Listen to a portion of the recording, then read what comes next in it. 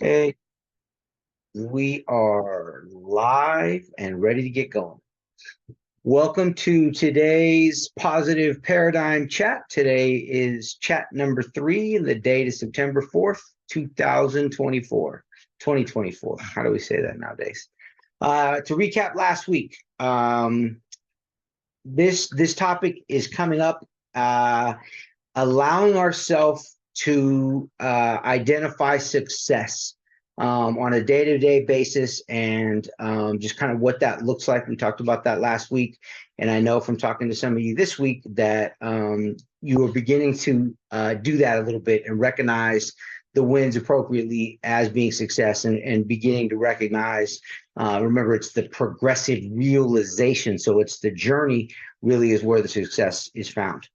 We talked about awareness of our oneness with the universe, awareness of our conscious mind, and its ability to override the little whiner. That's a big topic. That's a key concept that I know we're going to talk a little bit more about today, and is something very important for us to understand as we begin to change our paradigm. Our best tool is the conscious mind, our filter, which is able to help us navigate, through tough times, and when the little whiner is speaking up, or the world is telling us negative things about ourselves. It's our conscious mind that needs to step in and filter those things, and counteract all that stuff.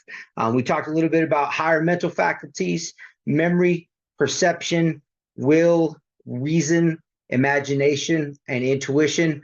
We talked a little bit about how those things aren't necessarily very well taught to us as younger folks when we're kids, or even as young adults. And then we pointed out the fact that we're almost pushed away from it in terms of when you think about using, say, your imagination. And we brought that topic up, and we all sort of agreed that the only people who use their imagination, or who's supposed to use their imagination, are children. And that is just, that's a misconception, and that's something that we're also working on breaking our paradigm around our ability to use our imagination. Okay, so this week we want to get into a little bit more about deepening our understanding of our paradigm, which allows us to make the changes. So again, we talked about this before. We talked about it a little bit more. Our paradigm was primarily written when we were children. And why was it so easy? We're designed that way. We're built that way. When we're young, when we're kids, your mind is completely moldable. Your subconscious is just open. It's so whatever you're told, over and over, you're just absorbing it. Everything that you see, it's just a series of learning. It's not until we get a little bit older where our conscious mind begins to kick in, and you begin to start to think on your own and think in terms of, I'm not sure if I agree with that, but prior to those initial thoughts of reason, our subconscious mind is wide open and very vulnerable to whatever we allow, or whatever is allowed in, right? And then as adults, even, it's our subconscious mind where we want, or where our paradigm is formed. It's our habits. It's the things that we don't think about and how we react on a day-to-day basis. So how is that formed, and how can we change it through repetition, excuse me. And again, keying in on the subconscious mind. If we're not using the conscious mind to filter stuff, anything that you hear, everything that you see, that we consistently talk about the advertising on TV. It's the same commercial again and again and again. You need to buy this, you need to take this medicine, you need to drive this car, whatever it is, again and again and again. It's the repetition, right? And then when we think back of it made me think of this when I was thinking in terms of how our DNA, or excuse me, our paradigms are, they're pretty genetic when you really think about it. They're passed on to us in the same way that genetic traits are, because it starts so early. And I've heard this saying before. It's not that diabetes runs in my family, it's that nobody in my family runs. So what is that? That's a culture. That's something that we're taught. If you grow up in a family and nobody exercises and everybody, kind of has poor eating habits and stuff, that's what you're going to learn. That's where you're going to be. And then vice versa. If you grow up in a family that's, fully focused on, healthy living and constant movement and eating the right things, and you have an understanding of diet, and that's what your paradigm is going to be. So these we're programmed into these things. And the key is to remember that we can unprogram either way, and do whatever it is that we want to do, just through the utilization of the same techniques that implemented the paradigm in the beginning. Repetition, getting it into the subconscious mind. When you think about other things that were programmed in really early, our religion, our values, our level of financial comfort, talking about finances, our empathy, our kindness, what kind of person, how do you look at the world? How do you see other people's existence? How do you view, just every different aspect of what we are and who we are is all woven into our paradigm. Okay, so how do we change it? What are the keys to actually changing it? Here's a quote. Again, we're referring back to the book, Change Your Paradigm, Change Your Life. I'm probably going to refer to this with every chat. Highly, highly, highly recommend that we all read that book again and again and again and again. I have completely obsessed over it for months. I have hundreds of hours dedicated to the book, which is one of the things that the book talks about in terms of how do you learn, how do you make those changes. It's the repetition, it's the consistency. It's over and over and over. And the more I read, I'm still continuing to read. The more I learn, the deeper my understanding gets. So one of the quotes out of the book here, excuse me for just a second. A lot of the ideas that are controlling people right now are absurd, and they were originated by someone that may have lived maybe 300 or 400 years ago, but they've been passed along in your DNA since then, and they've become part of your DNA. So when you think about that, how far back do we have to go in the timeline in a generational perspective before we hit a generation who literally, our generation? I mean, the internet, the cell phone, like all these things have entered into our lives from a technological perspective. How far back do we have to go before literally we're living in a dark age? There's no cars, certainly not planes, TV, radio. We don't have to go back very far, few generations before we're at that point. Those are the people, right, who have laid the foundation for much of what we are taught, because we were taught by our parents, who were taught by their parents, who were taught by those people, right? And so what did they know about what life was going to look like in 2024? What did they know about who we are as an individual, or what, as as an individual, what we were going to need? They couldn't have possibly known. So we were taught things that were pretty irrelevant to our specific needs, to our specific talents, to who we are. But that's how it was taught to us, simply by the fact that that's how it was taught to the people before us. And it's just, those things are just passed down. So again, awareness around all that stuff is just incredibly key. Okay. Another thing, I had this thought, and this is almost a side note, but it falls right into this. It's easy, if you think about it, to learn as a kid or as anybody to learn things that you see other people doing, right? And I think this is where it comes into that whole, if you have 4 friends who are doing da da da da da, you're going to become the 5th friend. And if you have 4 friends who are doing da da da da da, you're going to become the 5th. So whatever we see, whatever we're surrounded by, we're going to tend to familiarize ourselves. That's going to be a comfortable thing with us. So if you see people who are, studying all the time, if you're in school, or that work really hard and have a really good, strong ethic, That's going to be you, right? That's going to be very normal for you.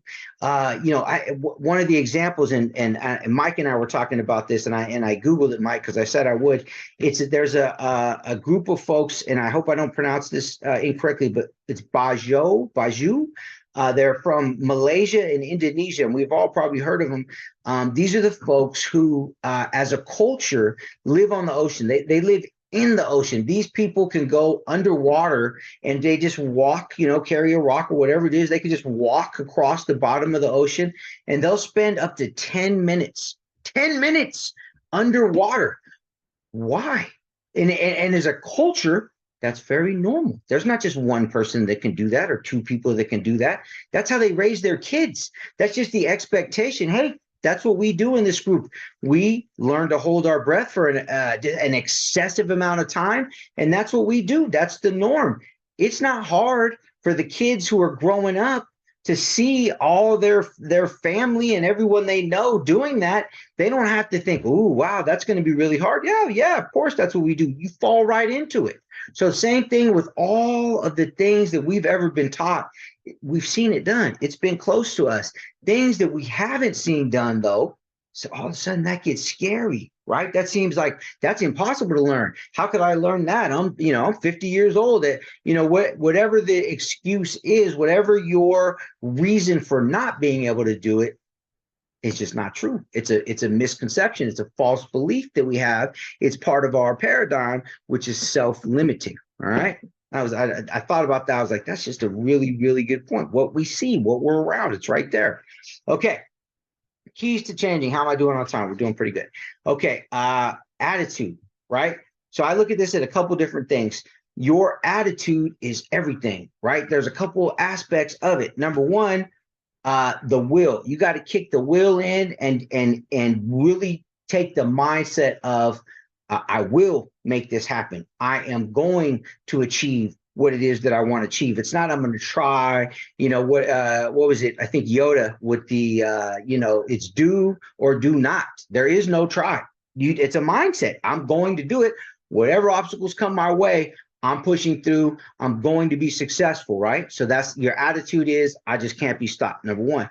The next piece of it is the gratitude. And we've talked about this, but you have to have the attitude of gratitude. And we've all heard it different ways, different aspects, all that stuff. But we have to stay focused on what it is that we do have, how fortunate that we are, how blessed our lives are, how, just all the greatness that's within. And really, as we go through our day, begin to find things that we're grateful for. And we talked about making a list and writing it down. And I've actually been doing that more and more. I have an ongoing list and I'm trying to add to it. And I say little stuff, but anything that I think of in the moment. What is it that I'm appreciative of? Oh yeah, today, I made it all the way up the street, green lights, something like that, right? I mean, really the smallest stuff. Because when you constantly focus on what it is, those little wins, that little stuff that you're appreciative for, that raises that vibration. It raises that frequency right up. You can't help but to raise your frequency when you're really focusing on the positives and what you're grateful for and all the good stuff that you have in your life, right? So obviously the counter of that, the opposite would be focusing on every little bad thing that comes your way, right? And then you're vibing on that frequency. So more bad stuff's going to come, right? So again, you got to have the right mindset of gratitude. Okay. Imagination. Your imagination. Okay, this is another epiphany moment I had yesterday, excuse me, on this one. When you think in terms of the imagination, and we talked about working from the end back, right? You want to start with the end in mind. So you have to envision that. What is that for? All right. Now this really this really hit me. If you want, for example, you want to have a nice house, right?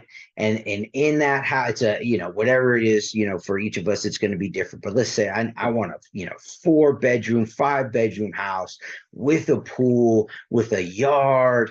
I can see Reggie, my little dog, running around there, right? And as I'm visioning it, and as I'm envisioning, that frequency is very specific, right? And so just imagine, okay, 5 bedroom house, and I'm just going to throw out random numbers, but that's frequency 101. Okay, he wants to have the dog there. Okay, that's 101.2. He also wants to have, his family there surrounding him. 101, whatever it is, 101.23, and then it just goes out.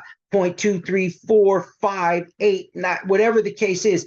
The more specific I am, the more specific my frequency is, my vision is.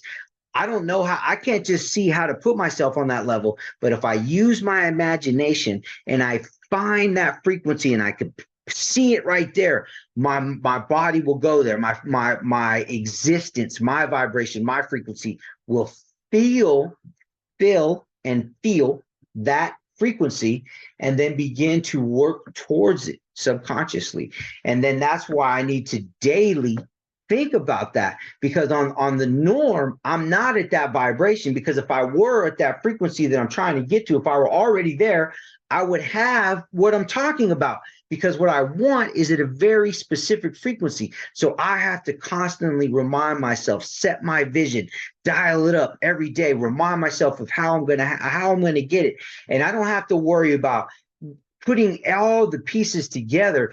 I have to worry about what that frequency is and begin to let myself vibe higher. And then once, as I'm thinking about that frequency and I'm touching on that frequency, the things that are needed for me to get to that frequency will begin to be attracted to me, will begin to be attracted to me to on that frequency. Now, can I stay on that frequency forever? No, I can't. Why? Because the world reminds me that, again, I like to make jokes about my baldness, but you got to get your being bald is not cool. All these grays in your beard are not cool. If I'm listening to all that and I'm not countering it, and it's just beating me down, it's tearing me away from my frequency, taking me down, lowering me from my frequency. So what do I have to do?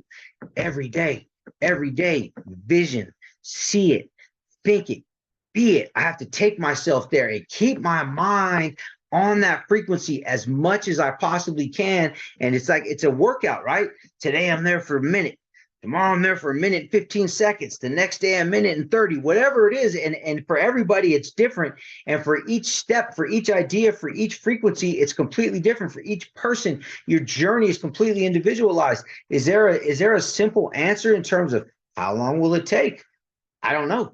But what I do know is that the more you focus on it, the more you obsess on it, the more you begin to study and really come to understand how important it is to put yourself on that frequency and to keep lifting yourself up to that frequency, the more everything will come together for you. All right.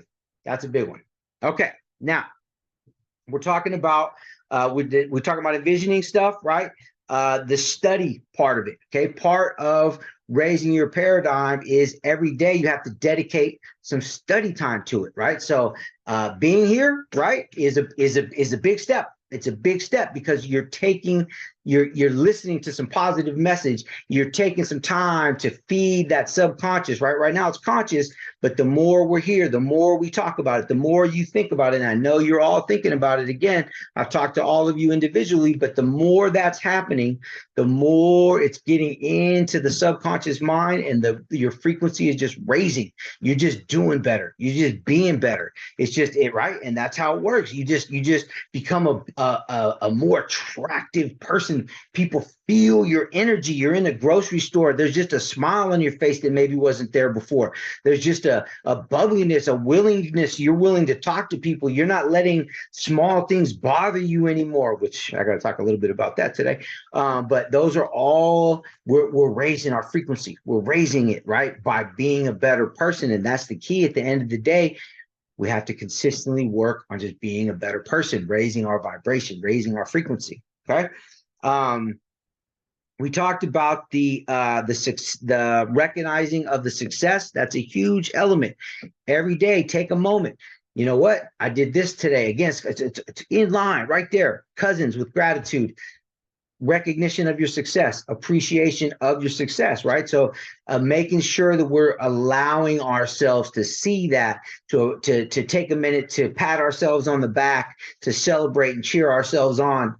This reminds me of our Go Green softball team. And one of the things, Mike and I were just talking about this today, one of, if not the single best element of our team that really drives the chemistry, that really separates us from every team that we've played, and we've been doing it now. We're going on our third year.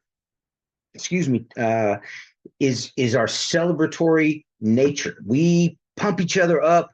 We never yell at each other. We never get down on each other. Of course, we all make mistakes, make a bad throw, miss a catch, strike out, hit a ball into the air, whatever the case is. We've all, but every single play, we're cheering each other on and lifting each other up. And it's that love, it's that team, it's that chemistry, right? It's the same thing. You gotta lift. We have to boost each other. We have to raise each other. It's just that constant lifting and raising of our frequency. Our frequency on that team is high. People come to watch us. We have a tremendous fan base. It's incredible.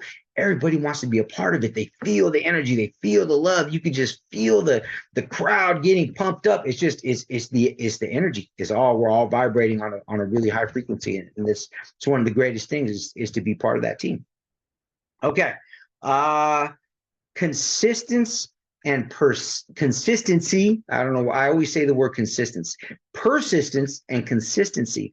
So it's right. What our efforts, it's like going to the gym. It's like being, changing how we're eating. I don't want to say the word diet because we know diets don't work, but when we're changing our paradigm in terms of around our healthy eating, right? It's the consistency. You could eat one day and you could eat super clean. All I ate was, and celery and, but is it sustainable? Is that, so what happens, okay, you did it 2 days in a row, but on day 3, you just couldn't take it anymore. So, it's right down to Carl's Jr., McDonald's, and, we're eating terrible and we're not maintaining that.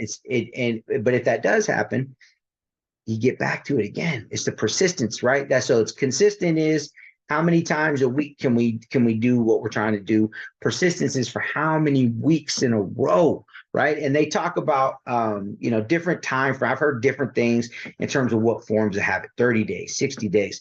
I recently heard David Goggins. I love that guy. He's like, you really want to do something? Do it for a year. Commit to doing something for a year. You really want to change a habit? And I don't know that a year is necessary, but a year will really solidify whatever it is, right? And honestly, once you commit to this, once you've been, awoken to this information and you begin to see how this stuff works, I mean, I can't see myself not being in a position where I am continuously trying to improve my understanding and my knowledge and the depth of what I'm gaining from all this.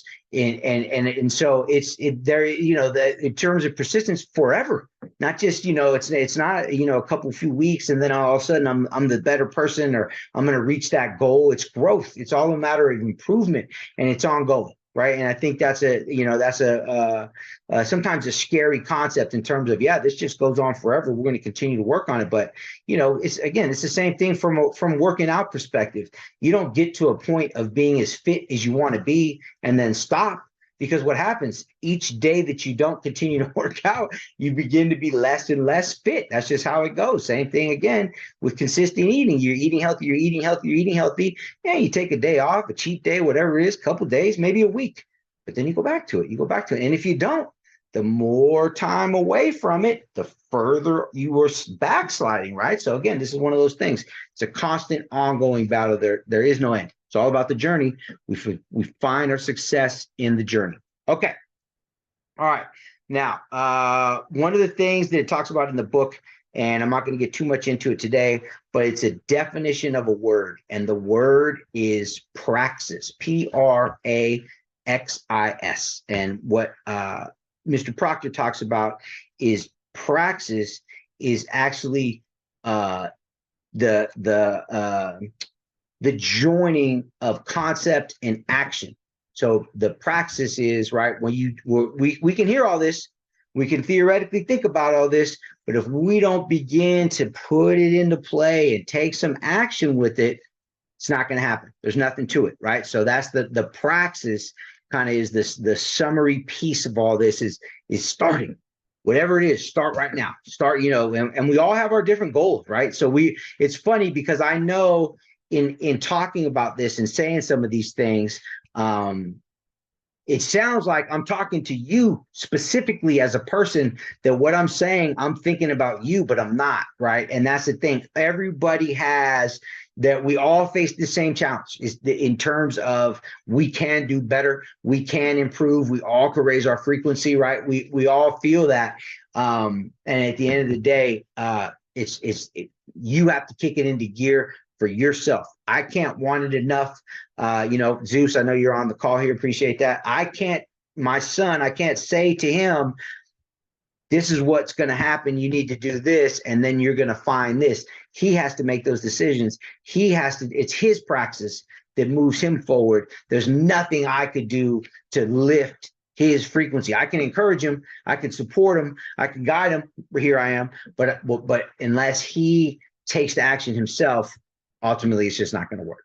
Okay, so praxis. All right, getting to the end here. Now, personal challenge for myself this week, and we're going to open it up and let some other people share if you want. But what I want to share, I'm going to read a couple things, so forgive me for not talking to the screen here.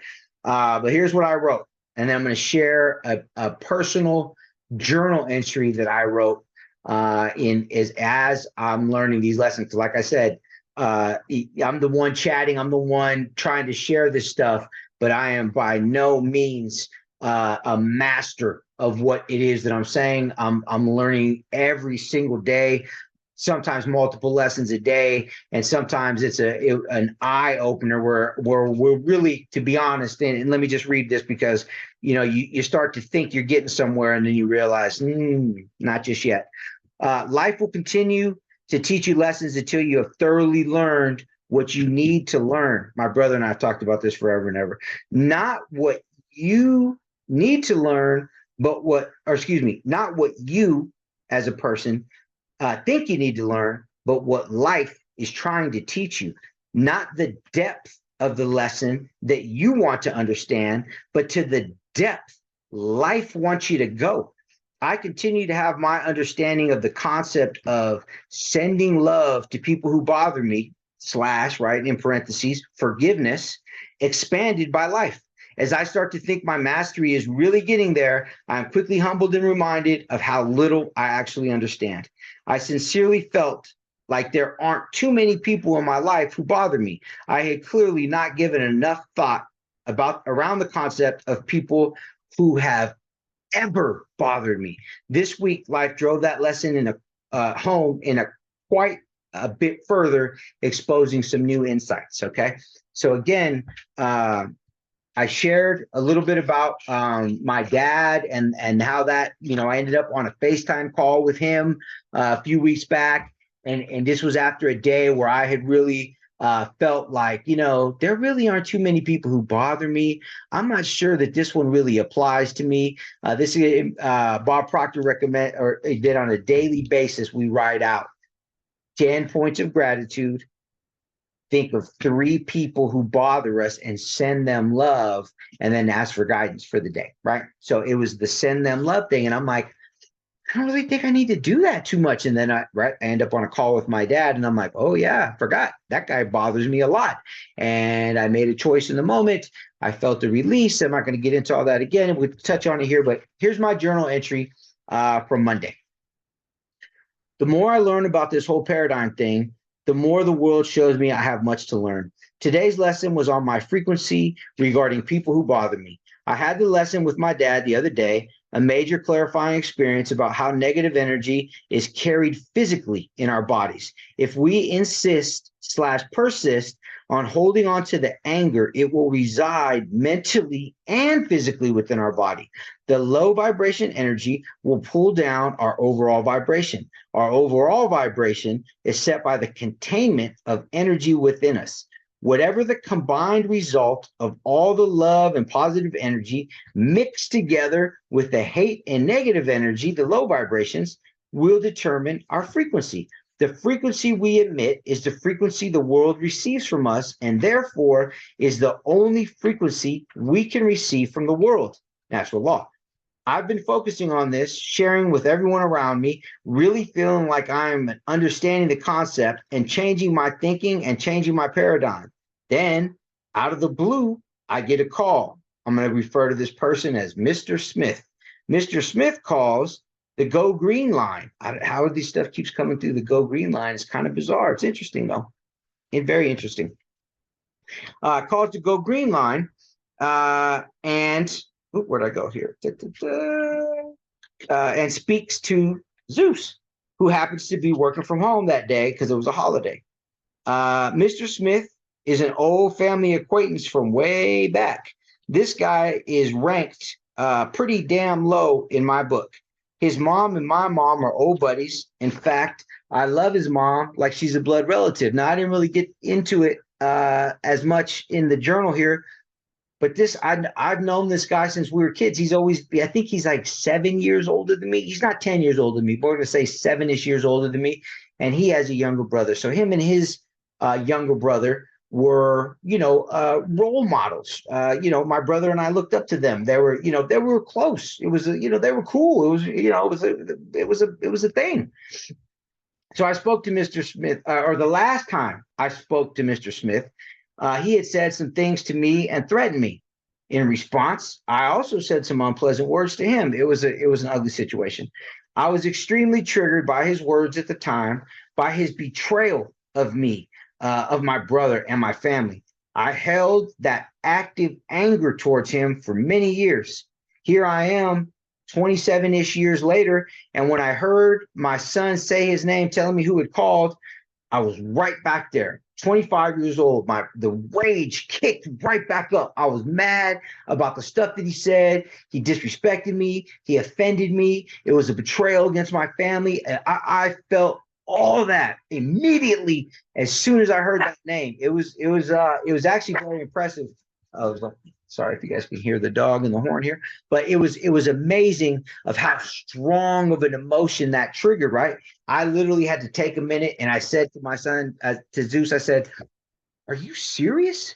He's like, "What? Like, why? Why would I not be serious?" And I'm like, "That guy called it again. He doesn't understand what I'm talking about or what it is that's going on in my mind." But I'm like, how could that guy? Because essentially, what happened is, and I'll just go ahead and finish the thought in the journal.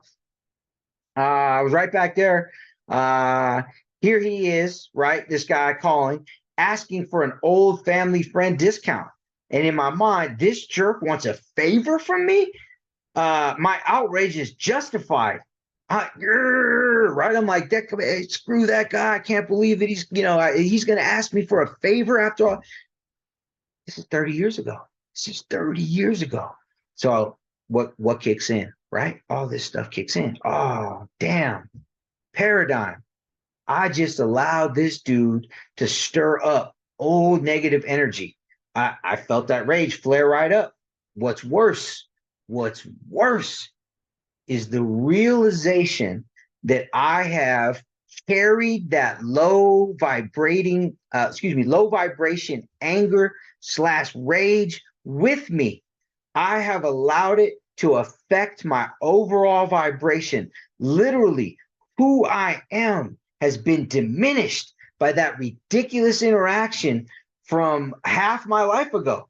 The craziest thing is as I'm writing it, and still right now as I'm talking to you, I'm still dealing with it. So let me finish. Mr. Smith, I wrote, then to close out, I forgive you. Whatever you said, for whatever reason you said it, I'm choosing to let it go. Now, I'm choosing to let it go does not mean that magically my whole existence has changed. My vibration is still wobbly around this. I have not forgiven him. But what I realized is everything, and Mike, I see your hand. You're going to be the first person I call him, buddy. Every single interaction, every single person who has ever irritated me, and I'm still holding on to it. Every single one is pulling down my vibration. It is affect 30 years. For 30 years, I've allowed that guy to affect me. Like now I'm trying to let it go and I can't. How? Each and every single interaction that we have affects our overall well-being. And that, right? So how much, stuff do I need to dig in? We talk about the 12 steps, and it's kind of one of those things you got to go back and make right with the people. And and I'm like, you know what? I said some bad things to that guy, right? So all I could do, I can't control what he's going to do, but I can control what I'm going to do. So I'm putting it out to the universe that I forgive him, and I'm trying to work it up to apologize to him. I'm struggling with that. But that's my goal. And I believe that, if we assess and evaluate every different situation within our lives, I think, most of us have some unresolved angst, some resentment, some, whatever it is that we need to deal with, and let it go. Release it. Because again, Mr. Smith isn't affected by whether or not I'm upset, whether or not I've forgiven him, whether or not that conversation just plays in my mind. Doesn't affect him at all. I mean, and if it does, it's his own energy in dealing with me. It's his own. But my feelings about it and my perspective about it don't change him, don't change anything for him. So that's my story. I had another smaller example, but similarly, of another person who bothered me, same day. And I was just like, okay, clearly, right. And I sincerely believe that until you learn the lesson that you need to learn, it is going to continue to present itself to you until you learn to respond to it properly. So I really feel like this stuff is helping me. I haven't mastered it. I'm still working on it, and I'm the first person in line as a student of the game here. So thank you guys for listening. I'm gonna open the floor for anybody who would like to share. Mike, you were going to be the first person. If anybody else, just put the little hand up, raise the hand thing if you'd like to share. And again, the smallest little success is a win. Let us celebrate it with you. Let us cheer you on. And again, I don't want to put anybody on the spot, but most of you, if not all of you, have shared with me a victory that you've had, recently within the last week or two. So please feel free to share. Mike, the floor is yours, sir. Oh, sorry.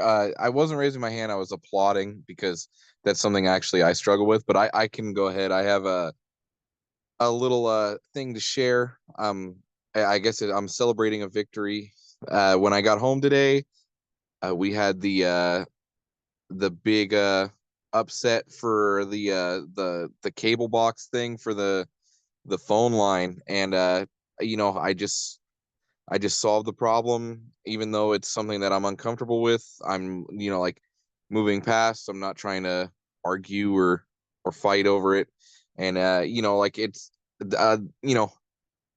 pushing past and like just forcing it on myself has made it more like top of mind, I guess, about my like discomfort with the thing. But I think as I just deal with it more and more and push past, I'll be able to make myself a better person based off how I'm reacting to the situation on a daily basis.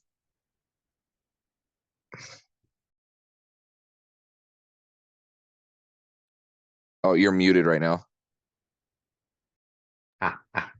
Yes, the being able to use the conscious mind, right, and the awareness, and being able to sort of just be like, okay, what can I do better? And even if it's not the best response, the fact that you're thinking about it you're on the way. That's the journey. Those are the early steps, right? And then it's like, whoo, I got one right. It's little stuff. It's little stuff. Good job, Mike.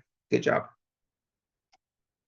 Anybody else want to be brave enough to share any victories this week? Yeah, I was gonna say real quick, if I could. This is Ro. I just wanted to say from first of all, I wanted to say, and I know she's not here tonight, but part of what Julia had said last week on the call when we were talking about success and exactly what you're promoting here as well, Eric, with the celebrating success on um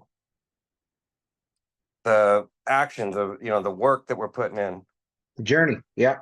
journey. And I just feel like first of all, last week's call was very motivating to me. I very much enjoyed that, and it I we talk about it all the time, a lot of this stuff, just like I know you do with the other people on the call here. And I just feel like I'm learning to celebrate the small victories a little bit better. And I think these calls are helping me with doing that. I mean, not obviously, this is my second call here, and I think just the third call that you've done, a Zoom call total. But just bringing this stuff to our awareness, and making it part of our lives and striving for the betterment is, I feel like it's working, man. Like I again, the last week I shared that one of my goals is to um, work on the balance, the work home balance, if you will. And I just feel like I'm getting a better handle on it, which obviously that's really fast. It's not something that I just started trying to fix, but it's definitely something that I feel like I'm getting a better handle on. And I just want to celebrate that success because it feels really good to to feel positive on that note. And I just feel like I'm winning, and we all as a team are winning by working together to try to better ourselves. And I'm grateful for this group, man. So thank you. Thank you for sharing. No, it's finding the direction that you want. You and I talked a little bit about purpose, and we're going to get into that in the next upcoming weeks. But you've kind of begun to define for sure the fact that you want to find that that your purpose is to be a better dad, and you haven't finished defining your whole purpose yet. I know, but that's a huge chunk of it. You're doing a great job, and I love to see you being willing to spend the time for this, to be willing to kind of shift your energies and think in terms of that. Your boys and Liberty are going to be benefited tremendously from your efforts, and I do applaud you for that. So kudos, sir. Good job. Okay, anybody else? I'll share. Please. So this is something very little, but I shared it with Eric earlier this week. I did some baking earlier in the week, and I made a couple batches of apple cake, and I wasn't really happy with the way they turned out. It wasn't my best work, but they were okay. I was a little hard on myself. And then the next day I was going to work, and I thought about bringing the apple cake to my coworkers. But I was telling myself that it wasn't that good. It was going to be kind of embarrassing if I brought it to them. And maybe I was like self-conscious, and I was kind of thinking negatively about it. But I decided to push past that negative thinking.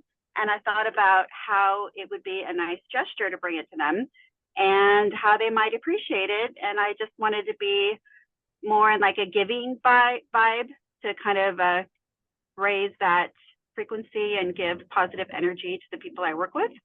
And so I did end up bringing it and shared it with my coworkers. Everyone loved it. They were happy. They were very appreciative. And I just felt like it kind of raised the spirits of the morning. And I was glad I decided to just not think so much about myself and my shortcomings, but decided to think about others and like giving and doing something nice for other people. I love that, and you had shared that with me before, and I just thought it was fantastic because it is difficult, and I know that you specifically take great pride in your baking, and that you feel that it's a representation of you in a sense, and of your work and everything, and so you hold that really high standard. And I also know that that the batch that you made was delicious. I think that again, the conscious mind kicked in, filtered what some of the negative thoughts that we're beginning to process in terms of, oh, I'm not good enough, this isn't good enough, and what the little whiner, those negative thoughts almost wiped out a wonderful gesture on your part, which allowed you to give some love to your entire workplace and for your whole workplace to experience that love, which, like you said, raised their vibration, the frequency, the bonding in the workplace, yours, forget, just all the way around a win-win situation. And I'm really proud of you because I know, there's certain, again, all of us have our specific challenges, whereas I may not have cared so much. My baking didn't come out quite as right. I'm still giving it to them. Like it may not have affected me as much. So it really wasn't matter, that victory in my paradigm, but I know for you that it matters tremendously, and that was a huge win for you. So good job for you. Good job. I'm really proud of you. I think Zeus, you're the only person who hasn't shared. I'm not going to throw you on the spot, but I certainly know that through some conversations that you and I have had, you are beginning to apply some of these principles, and you are beginning to understand them, I think, at a greater level as well. Is that right? Are you ready to talk a little bit? Yeah. I was thinking about talking. Can you guys hear me? I just want to double check. Yep. I was debating talking. I guess now I don't have a choice, but I'm kind of going through a lot of different stuff at this point in my life. I think you're all kind of aware. So I found it very very important right now to apply a lot of what we're talking about. Like that level of that level of mindfulness in terms of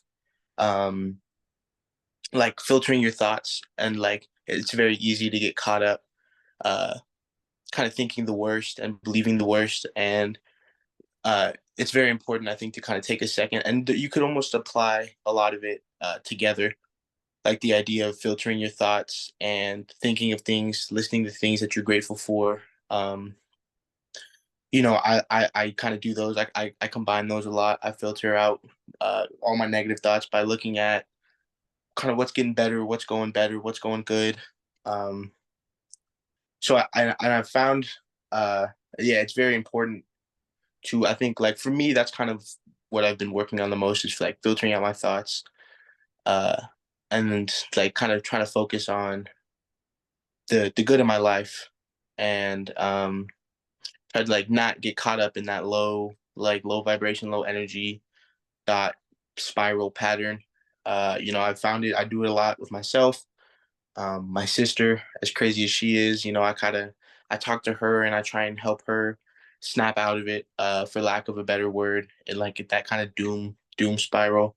Mm-hmm. So, I have been applying a lot of this to my day-to-day life, and yeah, I don't know. I don't really have anything but I find it very useful, and I appreciate the calls. Well, I think that, again, the awareness, right? Just sort of knowing and just thinking in terms of, excuse me, those negative thoughts I'll speak for myself. They'll spin me out. Like, I got to do this, and I got to do that. No, and don't forget you haven't done this. And pretty soon I'm like, I'm not doing this all. And if I allow it to, my subconscious mind, the inside whiner will just beat the crap out of you. You didn't do this and you didn't do that. You feel like you get smacked around the yard, and the conscious mind has to go, whoa, ho, hey. you did this today and you did that and you had this conversation and don't forget about this. And, you weave a lot of good into the world, and you have to build yourself up. And I know that you're doing that, and I see it. And, it's important because you are going through a lot of stuff, buddy. And I'm proud of you. And I see you applying these principles, and I'm glad that these principles are coming to you at such an early age. And not only that, but that your young wisdom is ready to absorb them. You may notice that you are by far the youngest person on the call, right?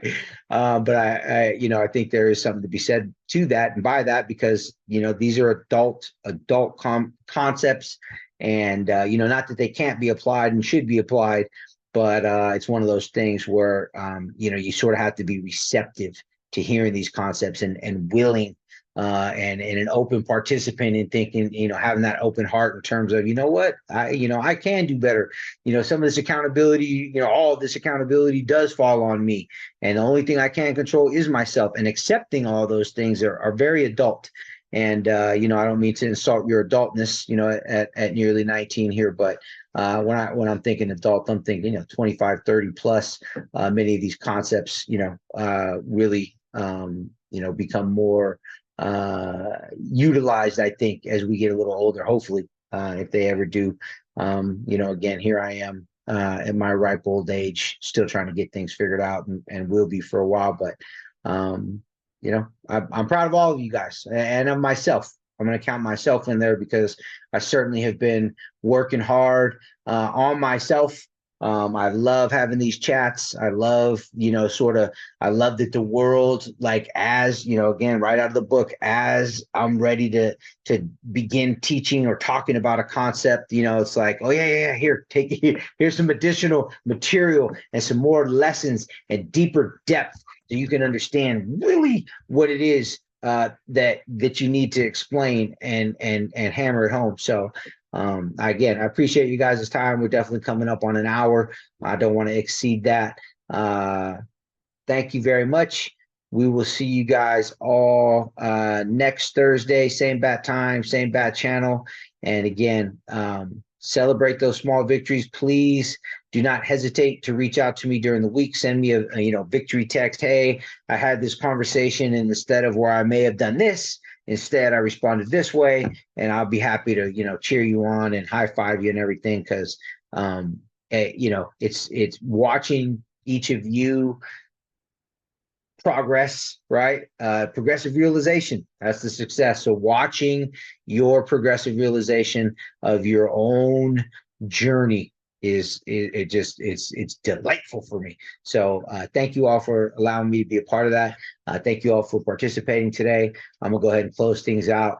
Again, we'll be posting this onto YouTube, and I do have of this one the AI summary that I will send out in a follow-up email. So thanks again, guys. Have a great night, and we'll see you next week. Good night. Thank you, everybody. Have a good night. Talk to you guys later.